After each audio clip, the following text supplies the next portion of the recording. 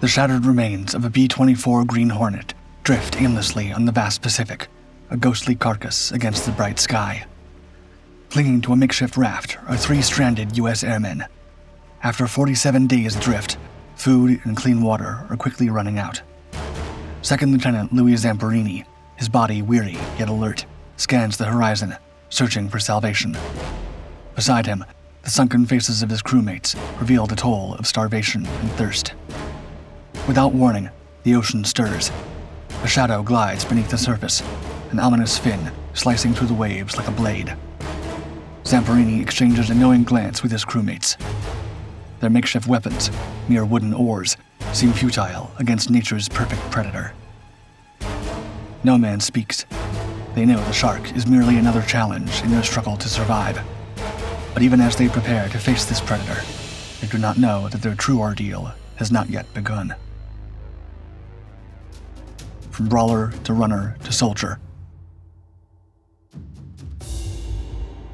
Louis Zamperini was born on January 26, 1917, in Olean, New York, the son of Anthony Zamperini and Louise Dossi, both hailing from Verona, Italy. Raised in a strict, devout Catholic household, he nonetheless found himself drawn to smoking and drinking at a startlingly young age. His childhood was fraught with peril. He narrowly escaped fatal injuries on 2 harrowing occasions, once in a house fire, and again after falling into an oil rig, nearly drowning. Bullies picked on Zamperini, and battling them off became a daily fight for survival. This prompted his father to teach him boxing for self-defense. Zamperini's natural talent in the ring led him to embrace violence. Speaking of his former bullies, he later recounted that he loved, quote, beating the tar out of every one of them, but I was so good at it that I started relishing the idea of getting even. I was sort of addicted to it. In 1936, Louis Zamperini aimed for the Berlin Summer Olympics, held in the heart of Hitler's Nazi Reich. Competing in the grueling 5,000 meters during a heat wave, he finished in a dead heat with his compatriot, Don Lash. This qualification made Zamperini the youngest American at the Berlin Games. At the Olympics, Zamperini finished 8th, but his remarkable final lap caught the attention of none other than Adolf Hitler. After the race, the Fuhrer approached the young American, famously greeting him and saying, quote, "Ah, you're the boy with the fast finish." But Zamperini's speed, guts, and instincts weren't meant for the racetrack alone. The grueling Pacific skies. Just 3 years after the Summer Olympics, Germany would be back in the world spotlight, no longer as a peaceful host, but as an invading aggressor. World War II had begun. In September 1941, Louis Zamperini stepped into the tumultuous realm of the United States Army Air Forces. With a heart still beating with the spirit of a champion runner, he embraced the rigors of military life, rapidly ascending to the rank of second lieutenant. His first mission loomed ominously ahead. He took on the role of bombardier aboard the B-24 Liberator, nicknamed the Superman, although the heavy bomber was more ominously called the Floating Coffin.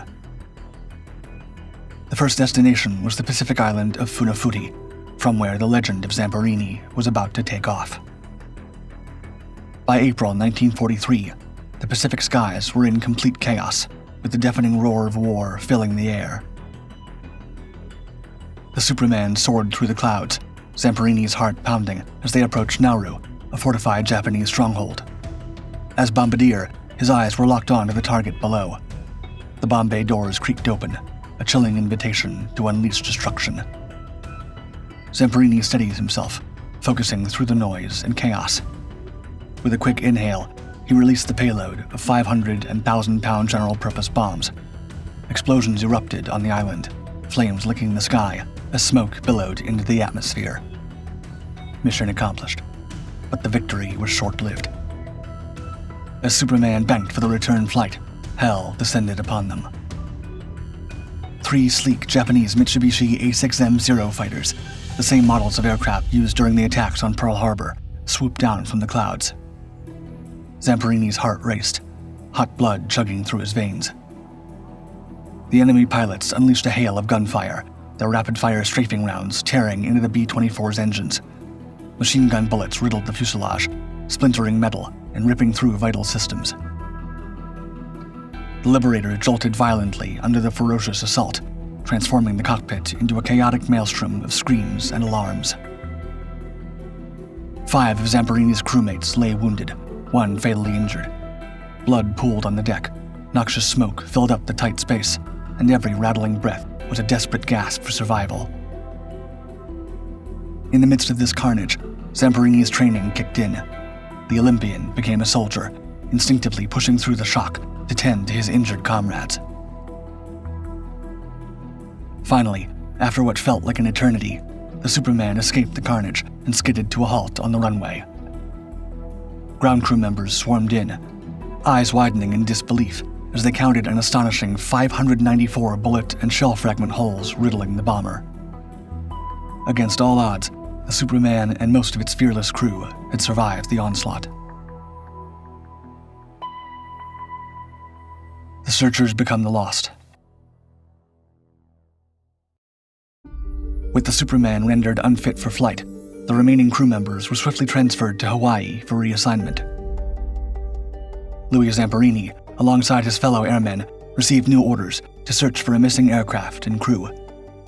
This time, they were assigned the infamous B-24 known as the Green Hornet, notorious among pilots as a defective lemon.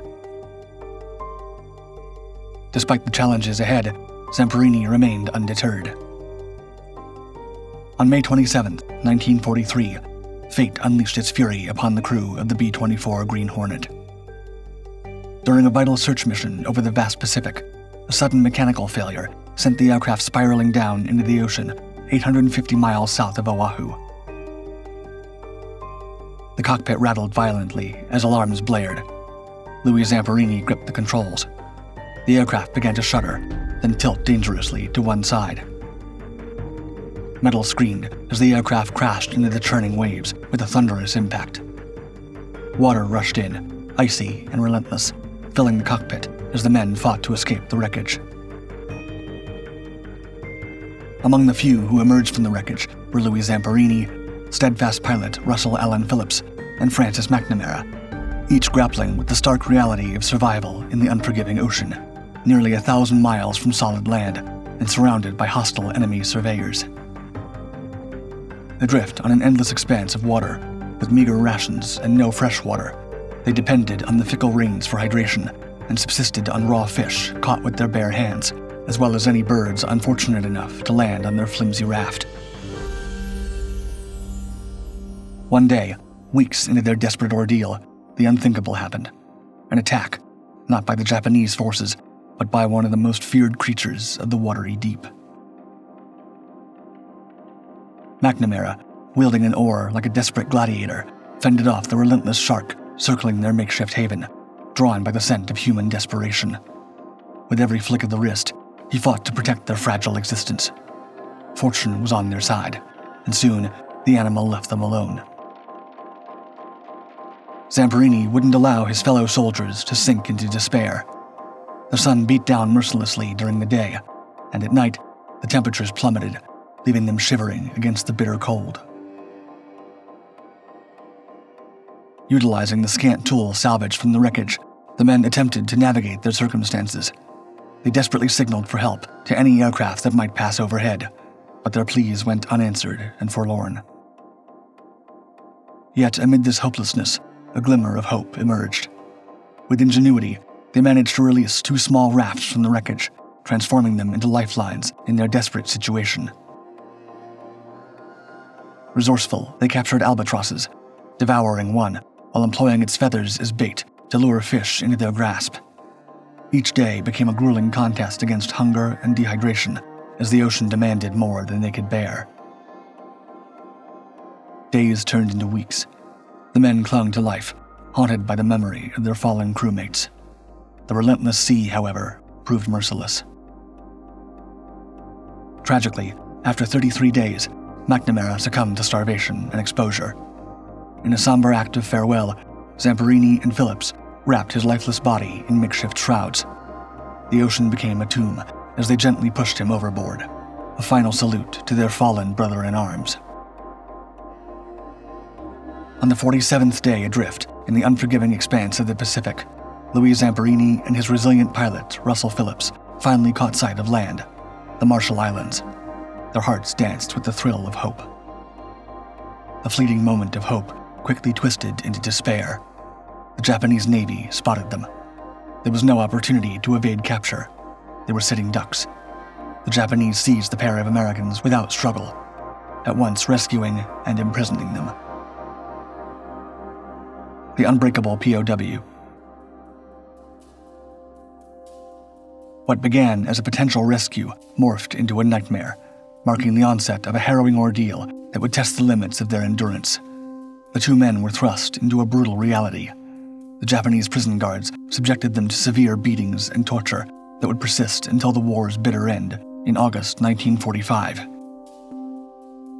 The initial imprisonment at Kwajalein Atoll was merely the beginning of their suffering.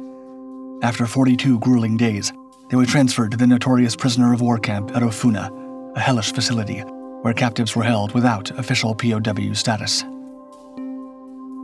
Here, Zamperini faced relentless abuse and degradation at the hands of his captors, each day blurring into a cycle of brutality that threatened to extinguish his spirit. During his imprisonment at Ofuna, the Japanese dangled a lifeline of hope before Louis Zamperini. Starved and weakened, he longed for a chance to let his family know he was alive. His captors seized this desire, taking him to Radio Tokyo, where they tempted him with the chance to broadcast a message home, but only if he would turn it into anti-American propaganda.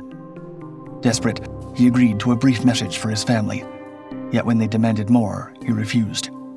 Furious, his captors escalated their brutality, but his loyalty held firm, defying them in silence despite unimaginable suffering. As the months dragged on, the horrors escalated.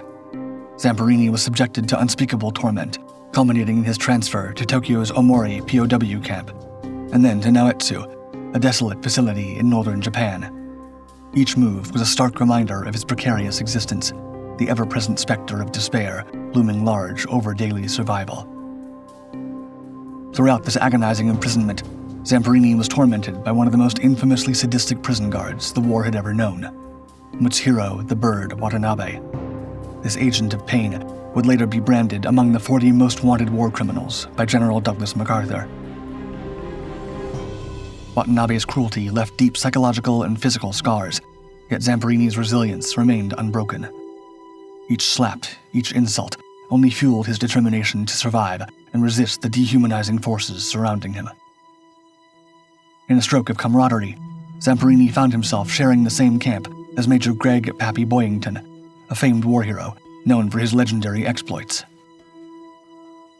In his memoir, Baba Black Sheep, Boyington recounts how Zamperini drew upon his culinary knowledge to uplift the spirits of his fellow prisoners. Crafting Italian recipes from memory, he created fleeting moments of joy, diverting their minds from the grim conditions and reminding them of a world beyond the barbed wire. These shared memories of home became a lifeline, nourishing their spirits in the face of despair. Meanwhile, back home, news of Zamperini's whereabouts were foggy at best. He was initially declared missing in action, as he had never been officially registered as a prisoner of war. A year and a day after his disappearance, his status was changed, under the assumption he had perished in action. For those back home who loved him and were waiting for his return, this news seemed like a crushing blow. But it was far from the truth. Against all odds, Zamperini returned home.